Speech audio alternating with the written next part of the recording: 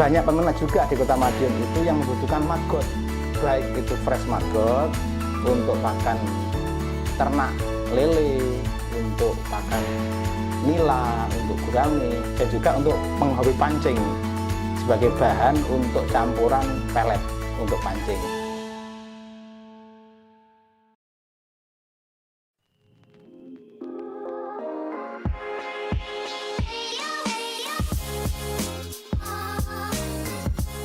Nama saya Muhammad Atok Sultoni, alamat di Perumahan Manis Jejak 1, Jalan Gegono Manis G1 nomor 5, dari Omah Maggot Madiun. Kami memulai usaha maggot itu sejak menjelang corona. Jadi awal-awal corona, yang termotivasi karena kami punya ternak ayam kampung, dan faktor terbesar pembesaran ayam kampung itu 70% dari pakan.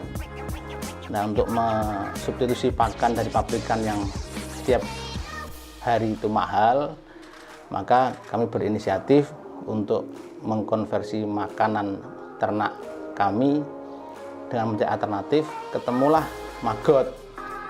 Yang setelah kami browsing-browsing, kita ada solusi dengan ternak maggot. Kenapa maggot? Satu, kita ternak maggot ini tidak perlu investasi besar. Cukup kita sediakan kotak-kotak namanya biok untuk pembesaran ini. Dan sekali investasi awal, kita tidak perlu investasi lagi karena maggot itu bermetamorfosis yang berawal dari lalat tentara hitam atau black soldier fly. Dari black soldier fly itu bermetamorfosis sempurna. Dari lalat dia bertelur, telurnya menjadi baby maggot, kita besarkan. Dan pembesaran ini menggunakan media namanya sampah organik yang bersumber dari sayuran, sampah buah, dan sampah rumah tangga.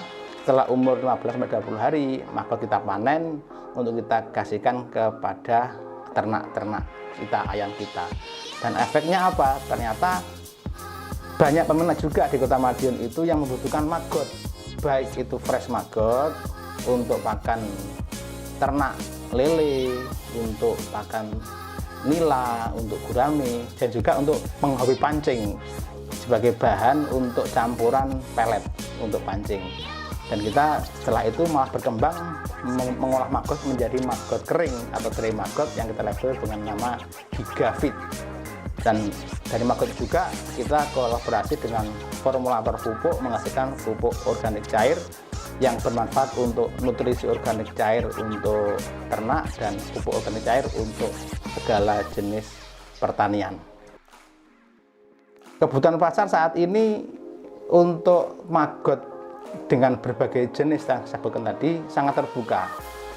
Satu contoh, karena untuk konversi pakan tadi ya, mungkin baru saya yang berpikir begitu, barangkali peternak lain juga akan punya masalah yang sama dengan kebutuhan pakan. Dan ada teman juga yang berkontrak dengan salah satu perusahaan pakan terbesar di Mojokerto. Di Magetan juga ada peternak lele, peternak nila, peternak gurame yang membutuhkan maggot untuk mengurangi ketergantungan pakan pabrikan yang harganya semakin meningkat. Pembesaran atau budidaya maggot sangat-sangat mudah. Kita contoh di tempat kami di Omah Maggot Madiun ini cukup dengan lahan bekas kamar ya. Kamar kita bikin rak seperti ini, bibit pembesaran.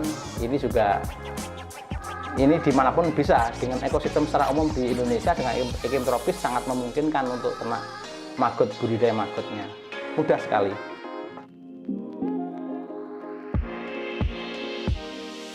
Pakannya apapun yang sampah organik, saya sebutkan tadi di awal, dari rumah tangga, dari restoran, dari toko buah, toko sayur, semua yang organik bisa diurai oleh maggot. Mudahnya itu, dan maggot ini termasuk hewan pengurai ya, pengurai sampah. Dan ini di kandang kami juga tidak ada bau sampah, meskipun yang digunakan adalah sampah dari buah dan sampah rumah tangga. Ya, semua termanfaatkan. Tadi di awal saya sampaikan maggotnya bisa bermanfaat untuk ternak. Sementara ada limbah maggot namanya kasgot atau bekas maggot. Itu bisa untuk pupuk tanaman berupa pupuk padat. Terus dari sayur atau buah yang kita olah, kita giling, kita chopper ya, kita tiriskan, lindinya itu bisa kita campuri OM4 dan molase, kita fermentasi, bisa dimanfaatkan untuk pupuk organik cair, sehingga semua maggot itu tidak ada yang terbuang. Termasuk juga ini selongsong dari pupa ya, dan bangkai lalat yang telah mati itu bisa kita dismil, dan untuk pakan ternak sangat bagus karena kadar proteinnya tinggi Mas, bisa sampai 30%. Nah, ini kan cukup bagus untuk mengurangi ketergantungan konsentrat dari pabrikan. Kendala kami ini hama ya. Hama maggot itu satu, semut.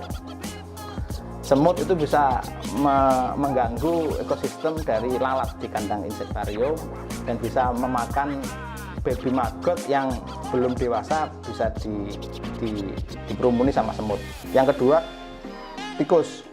Itu senang banget karena ini gurih, kalau ibarat kita ini gurih rasanya. Yang ketiga, burung. Ini burung di tempat kami, kalau burung gereja ini kalau pagi banyak sekali.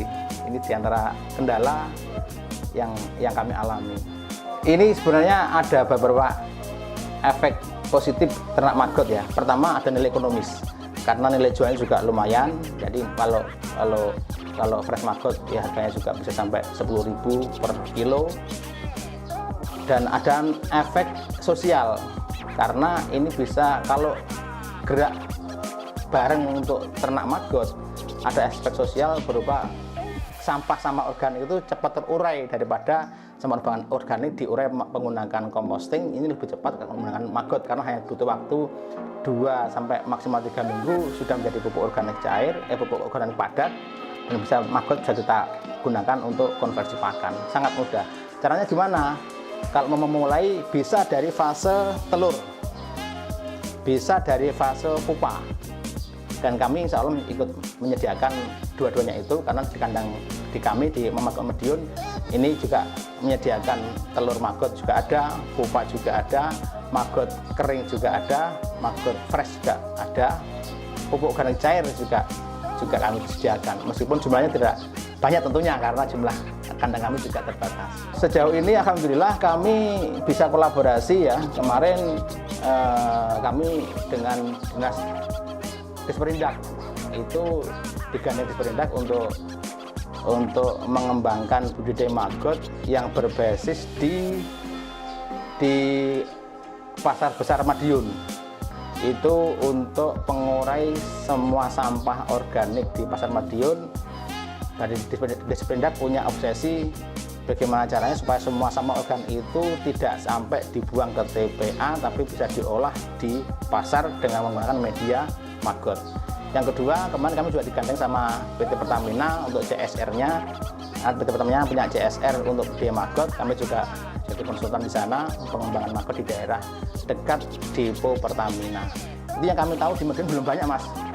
Andaikan di lapak-lapak kelurahan itu selalu dibudidayakan, bikin farm terintegrasi dari inputnya sampah yang ada di masing-masing lapak-lapak di kelurahan itu menggunakan maggot sebagai media pengurai itu nanti, dan buat farm terintegrasi, ada kolam lelenya, kolam unggas, ada kolam ikan, ada ternak unggas, terus nanti maggotnya bisa untuk mengkonversi pakan itu, kasgotnya yang padat bisa untuk tanaman organik, terus lindi atau pupuk organik cairnya bisa untuk menyiram tanaman. Itu akan tidak ada yang terbuang dari sampah yang awalnya tidak berguna. Dengan media maggot ini semua bisa digunakan dan punya efek baik sosial maupun nilai ekonomi.